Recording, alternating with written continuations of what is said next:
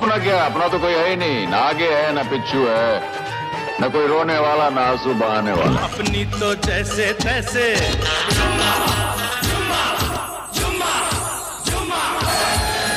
कर लो बात। अरे बाबूजी ऐसी इंग्लिश आवे दैट आई कैन लीव अंग्रेज बिहाइंड। स स स ग ग रे रे सा नि नि नि सा सा। Fact number 16। Film Ganga Jamuna Saraswati में मनमोहन देसाई के असिस्टेंट डायरेक्टर और बेहद करीबी प्रयागराज ने कई अलग अलग तरह की भूमिकाएं निभाई थीं। फिल्म की कहानी उन्होंने लिखी थी और उन्होंने इंदिवर के साथ मिलकर फिल्म के गाने भी लिखे थे। इन सब के अलावा फिल्म गंगा जमुना सरस्वती के शुरुआत में गंगा घाट के जो दृश्य दिखाए गए हैं वो प्रयागराज ने फिल्म ऊंची नीच बीच के लिए फिल्माए थे, जिसका वो निर्देशन कर रहे थे। जब उन्होंने ये फिल्म छोड़ी तो अपने फिल्माए शॉट अपने साथ लेते गए, जिन्हें गंगा जमुना सरस्वती में प्रयोग किया गया। Fact number 17। Film Ganga Jamuna Saraswati जब बॉक्स ऑफिस पर धाराशायी होने लगी तो अमिताभ बच्चन ने तुरंत अपनी फिल्मों तूफान, जादूगर और मैं आजाद हूँ की शूटिंग रुकवा दी। उन्होंने प्रकाश मेहरा से कहा कि फिल्म जादूगर में रीशूट की जरूरत है। तब प्रकाश मेहरा ने उनसे कहा कि लावारिस फिल्म के दौरान भी सबने ऐसा ही कहा था कि अमिताभ खत्म हो गया, लेकिन वो फिल्म सफल रही थी। वही तरीका जादूगर में भी प्रयोग किया जाएगा। इस कारण उन्होंने एक बेहद फुहड़ गीत पड़ोसन अपनी मुर्गी को रखना संभाल को फिल्म में डाला।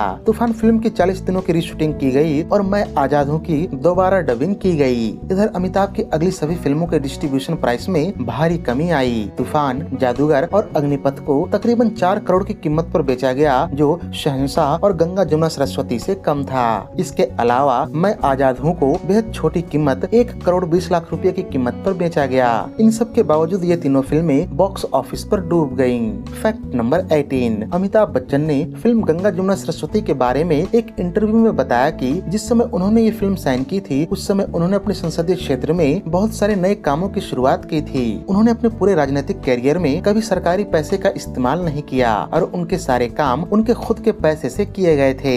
ऐसे में उन्होंने दोबारा फिल्म में साइन करना शुरू कर दिया था। एक बार फिल्म की शूटिंग शुरू हो जाए और आपको पता लग जाए भी कि फिल्म खराब बन रही है तो आप उसे नहीं छोड़ सकते। इसलिए वो इस फिल्म को करते रहे, भले ही उन्हें खुद ये फिल्म पसंद नहीं आई। Fact number 19। Film Ganga Jamuna Saraswati में कव्वाल का किरदार पहले ऋषि कपूर को दिया गया था, लेकिन फिल्म की स्क्रिप्ट बदलने पर उन्हें बिना बताए फिल्म से बाहर कर दिया गया। इस बात से नाराज होकर ऋषि ने कई सालों तक मनमोहन देसाई से बात नहीं की थी। उनका ये मनमुटाव लगभग 6 सालों तक चला, जिसके बाद मनमोहन देसाई ने खुद जाकर उनसे माफी मांगी और ऋषि कपूर से केतन देसाई की फिल्म अनमोल में काम करने की गुजारिश की थी। हालांकि ये फिल्म भी बुरी तरह से फ्लॉप हो गई, लेकिन केतन देसाई और ऋषि कपूर की अच्छी दोस्ती हो गई और मनमोहन देसाई प्रोडक्शन की आखिरी फिल्म ये है जलवा में भी ऋषि कपूर नजर आए थे। यहाँ ये जानना भी दिलचस्प है कि ऋषि कपूर के किरदार का नाम सरस्वती चंद्र था, जिसे बाद में बदलकर शंकर कव्वाल कर दिया गया, क्योंकि मिथुन चक्रवर्ती को जब कव्वाल के रूप में साइन किया गया तो उनकी अधिकतर फिल्मों में उनका नाम शंकर हुआ करता था। इसी कारण उनकी लोकप्रियता को भुनाने के लिए उनका नाम फिल्म में शंकर कव्वाल रखा गया।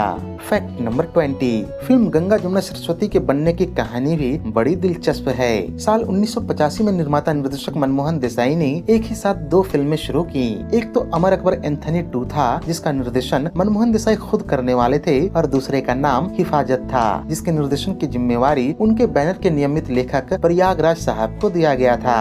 अमर अकबर एंथनी के सीक्वल में अमिताभ, जितेंद्र और ऋषि कपूर की तिकड़ी को लिया गया। उधर हिफाजत के लिए मिथुन चक्रवर्ती और शत्रुघ्न सिन्हा चुने गए। गौरतलब है कि अमर अकबर एंथनी 2 की कहानी कादर खान साहब लिख रहे थे और शुरू में तो सब कुछ ठीक ठाक भी रहा था, लेकिन कुछ दिनों बाद राइटिंग फीस को लेकर कादर खान और मनमोहन देसाई के बीच विवाद हो गया, जिस कारण कादर खान को फिल्म से हाथ धोना पड़ा। उधर जितेंद्र, जो कादर खान के साथ दक्षिण भारतीय फिल्मों के रीमेक में काम करके उनसे काफी नजदीक हो गए थे, उन्हें जब कादर खान को फिल्म से निकाले जाने की खबर मिली तो उन्होंने भी इनके समर्थन में फिल्म छोड़ दी। इतनी उठापटक होने के बाद मनमोहन देसाई का मन अमर अकबर एंथनी 2 से उचट गया और उन्होंने अपना सारा ध्यान हिफाजत को बनाने में लगाने की ठानी और उसके निर्देशन की कमान खुद ही संभाल ली। इस पूरी कवायद में हिफाजत की कहानी और स्टार कास्ट में काफी बदलाव किया गया। अब फिल्म की कहानी कुछ यूँ रह गई, जिसमें सिर्फ अमिताभ, मिथुन और ऋषि कपूर को प्रमुख भूमिकाओं में चुना गया तथा शत्रुघ्न सिन्हा फिल्म का हिस्सा न रहे। फिल्म में अमिताभ को गंगाराम, मिथुन को जमुना दास और ऋषि कपूर को सरस्वती चंद्र नाम के किरदार दिए गए।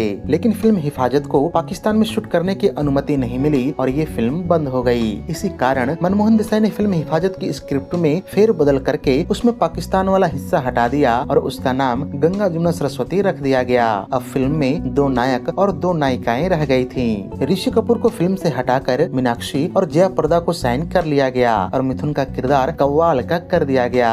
इसके बाद मनमोहन देसाई ने हिफाजत शीर्षक प्रयागराज को दे दिया, जिन्होंने अनिल कपूर और माधुरी दीक्षित को लेकर हिफाजत नामक फिल्म बनाई, जिसकी कहानी बिल्कुल अलग और नई थी। इस तरह फिल्म गंगा जमुना सरस्वती की पृष्ठभूमि तैयार हुई। Fact number 21। Film Ganga Jamuna Saraswati के आखिर में जया प्रदा के किरदार की मौत हो जाती है। जया प्रदा बताती हैं कि उन्होंने जितनी भी 2 हीरोइन वाली फिल्मों में काम किया, उनमें से अधिकतर फिल्मों में उनके किरदार को मार दिया जाता था। इसका कारण ये था कि उन्हें ग्लैमरस हीरोइन नहीं समझा जाता था और अक्सर रोने धोने वाले किरदार ही उन्हें मिलते थे। गंगा जमुना सरस्वती वो 11वीं फिल्म थी जिसके आखिर में जया प्रदा के किरदार को मार दिया जाता है और इस फिल्म के बाद भी कई अन्य फिल्मों में उनके किरदार की मृत्यु हुई। जया प्रदा कहती हैं कि अगर हिसाब लगाया जाए तो शायद पर्दे पर सबसे ज्यादा मरने वाली हीरोइन वही होंगी, जो लगभग 1.5 दर्जन हिंदी फिल्मों और जाने कितने ही दक्षिण भारतीय फिल्मों में मारी गयी। Fact number 22। Film Ganga Jamuna Saraswati की असफलता का सबसे बड़ा नुकसान मीनाक्षी शेषाद्री को हुआ। दरअसल 1987 तक श्रीदेवी के बाद उन्हें नंबर 2 हीरोइन माना जाता था और श्रीदेवी की प्रतिद्वंदी भी, लेकिन 1988 और 1989 में रिलीज हुई तकरीबन उनकी सारी फिल्में असफल रहीं और शहंशाह सफल तो रही पर उसकी भी काफी आलोचना हुई। इसी दौरान माधुरी दीक्षित और डिम्पल कपाड़िया की कई फिल्में सफल रहीं और वो मीनाक्षी शेषाद्री से आगे निकल गयी। Fact number 23। Film Ganga Jamuna Saraswati में मनमोहन देसाई की पिछली काफी फिल्मों की झलक देखने को मिलती है। जैसे फिल्म में मीनाक्षी और अमिताभ का होटल वाला दृश्य जहां वो बारिश से बचने के लिए जाते हैं, हुबहू फिल्म देश प्रेमी के एक दृश्य में ऐसा देखने को मिलता है जहां अमिताभ और हेमा मालिनी शादी के बाद समय बिताने के लिए होटल के कमरे में जाते हैं। इसी तरह फिल्म में नायिका के बर्फ में गिरने वाला और उसके बाद का दृश्य आ गले लग जा से लिया गया है। फिल्म का बैकग्राउंड म्यूजिक भी कई जगहों पर फिल्म देश प्रेमी, अल्लाह रखा, मर्द और कुली से प्रभावित सुनाई देता है। Fact number 24। Film Ganga Jamuna Saraswati की एक बहुत बड़ी कमी फिल्म में कॉमेडियन का अभाव था। फिल्म में अमिताभ के असिस्टेंट की भूमिका मुश्ताक मर्चेंट को दिया गया था, जिन्हें कोई भी नहीं जानता था। इस कारण फिल्म में उन दोनों के बीच के सीन बिल्कुल फीके पड़ गए और फिल्म में एक भी अच्छा कॉमेडी सीन नहीं आ पाया। नहीं फिल्म के सहायक अभिनेताओं में किसी का रोल इतना महत्वपूर्ण था कि वो फिल्म को संभाल सके। मुश्ताक मर्चेंट को आशा थी कि इस फिल्म के बाद उन्हें एक्स्ट्रा के रोल के बदले बड़े रोल मिलने लगेंगे, लेकिन फिल्म की विफलता से उनके सारे अरमान टूट गए और वो एक बार फिर एक्स्ट्राज की भूमिका में ही नजर आने लगे। हालांकि अमिताभ ने फिर से उन्हें अपनी फिल्म मैं आजाद हूँ में फोटोग्राफर की भूमिका निभाने का मौका दिया था, पर वो फिल्म भी फ्लॉप हो गई और मुश्ताक मर्चेंट का कैरियर डूब गया। Fact number 25। अभिनेता जोगिंदर सैली बताते हैं कि उन्हें यह फिल्म साल 1987 की सुपरहिट फिल्म हुकूमत की सफलता के बाद मिली थी। फिल्म में उनके किरदार का नाम रंगा था। दरअसल जोगिंदर सैली के द्वारा निभाया गया सबसे मशहूर किरदार डाकू रंगा खुश का था, जो उन्होंने बिंदिया और बंदूक, रंगा खुश और रंगा और पुलिस जैसी कई फिल्मों में निभाया था। इसी कारण जब फिल्म में वो पहली बार नजर आते हैं तो अमरीश पुरी उन्हें देखकर कहते हैं कि आओ मेरे मालिक रंगा खुश। जोगिंदर ये भी बताते हैं कि अमिताभ और मनमोहन देसाई उन्हें फिल्म मर्द के समय से जानते थे, जिसमें जोगिंदर ने जाको रखे साइयां मार सके ना कोई गीत में डांसर की भूमिका निभाई थी। जब गंगा जमुना सरस्वती फिल्म के दौरान जोगिंदर बीमार पड़ गए तो अमिताभ बच्चन उनके खातिर बैकअप करवा दिया, लेकिन फिल्म का सेट बहुत महंगा था और शूटिंग रुकने से काफी नुकसान हो रहा था। इसलिए अमिताभ ने कुछ दिनों बाद जोगिंदर से गुजारिश की कि वो 1 घंटा के लिए आकर अपना काम खत्म कर लें और जोगिंदर इसके लिए तैयार हो गए। अमिताभ खुद सुबह जोगिंदर को लेने आए और अपनी गाड़ी में सेट तक लेकर गए थे। Fact number 26। Amitabh Bachchan film Ganga Jamuna Saraswati और शहंशाह की शूटिंग साथ में ही कर रहे थे। इस कारण शहंशाह फिल्म के बहुत से कलाकार गंगा जमुना सरस्वती में छोटी भूमिकाओं में नजर आए थे। न सिर्फ मीनाक्षी शेषाद्री और अमरीश पुरी दोनों फिल्मों में प्रमुख भूमिकाओं में नजर आए थे, बल्कि अरुणा ईरानी, जिन्होंने शहंशाह में मीनाक्षी की माँ की भूमिका निभाई थी, इस फिल्म में वो मीनाक्षी की मौसी के रूप में नजर आई थी। गोगा कपूर शहंशाह में वकील की भूमिका में नजर आए थे और गंगा जमुना सरस्वती में पुलिस वाले की भूमिका में दिखे। इसके अलावा शहंशाह फिल्म के डायरेक्टर टीनू आनंद ने फिल्म गंगा जमुना सरस्वती में अभिनेता महेश आनंद के डायलॉग्स को डब किया था। पर एक मामले में शहंशाह और गंगा जमुना सरस्वती बिल्कुल उल्टा नजर आते हैं, और वो ये था कि जहां शहंशाह ने बॉम्बे सर्किट में रिकॉर्ड तोड़ बिजनेस किया था, वहीं छोटे सेंटर्स पर फिल्म नहीं चली थी। इसके बिल्कुल उलट गंगा जमुना सरस्वती ने छोटे सेंटर्स पर तो अच्छा बिजनेस किया, पर बॉम्बे सर्किट में बुरी तरह से फ्लॉप हुई थी।